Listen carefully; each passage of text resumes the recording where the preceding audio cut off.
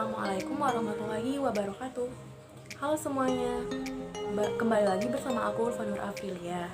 Nah, di video kali ini aku akan membahas materi mengenai penyusunan anggaran persediaan untuk memenuhi tugas mata kuliah penganggaran di setiap minggunya. Oke, yang pertama yaitu pengertian anggaran persediaan.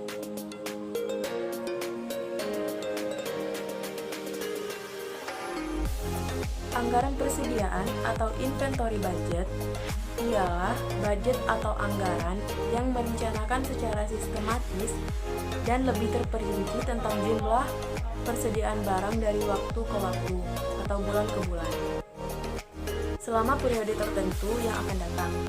Pada umumnya, barang-barang tersebut meliputi barang-barang hasil produksi atau output, bahan-bahan mentah dan bahan-bahan pembantu untuk keperluan produksi. Jadi, persediaan membentuk hubungan antara produksi dan penjualan produk pada perusahaan manufaktur.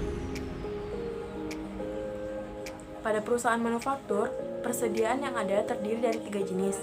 Yang pertama, persediaan bahan baku. Yang kedua, persediaan barang dalam proses. Yang ketiga, persediaan produk jadi.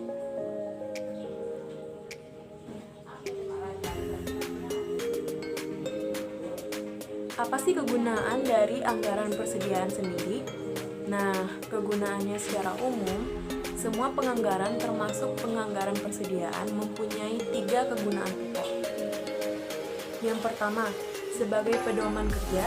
Yang kedua, sebagai alat manajemen untuk menciptakan koordinasi kerja. Dan yang terakhir, sebagai alat manajemen untuk melakukan evaluasi dan pengawasan kerja. Sedangkan secara khusus, penganggaran persediaan berguna sebagai dasar untuk menyusun anggaran unit yang akan diproduksi dan anggaran pembelian bahan mentah atau persediaan bahan mentah, serta menetapkan persediaan agar tidak terlalu kecil dan terlalu besar. Selain itu, adanya anggaran persediaan juga mempunyai keuntungan dan kerugian sendiri pada perusahaan. Keuntungannya yaitu untuk meningkatkan persediaan perusahaan dapat mempengaruhi ekonomi produksi, mempengaruhi pembelian, dan dapat memenuhi pesanan dengan lebih cepat. Sedangkan kerugian dari hal ini yaitu adanya persediaan adalah adanya biaya penyimpanan, biaya pemindahan, dan pengembalian modal yang tertanam dalam bentuk persediaan. Ada 3 jenis anggaran persediaan. Yang pertama, anggaran persediaan material.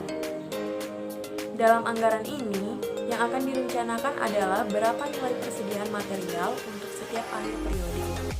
Faktor yang mempengaruhi besar kecilnya nilai persediaan material ialah jumlah material yang tersedia dan harga beli material persatuan. Yang kedua, anggaran persediaan barang dalam proses. Barang dalam proses merupakan material yang telah diproses tetapi belum selesai, sehingga masih memerlukan proses lebih lanjut. Faktor yang mempengaruhi anggaran persediaan barang dalam proses ini yaitu unit atau jumlah barang dalam proses. Yang kedua, tingkat penyelesaian produk. Dan yang ketiga, tarif biaya produksi.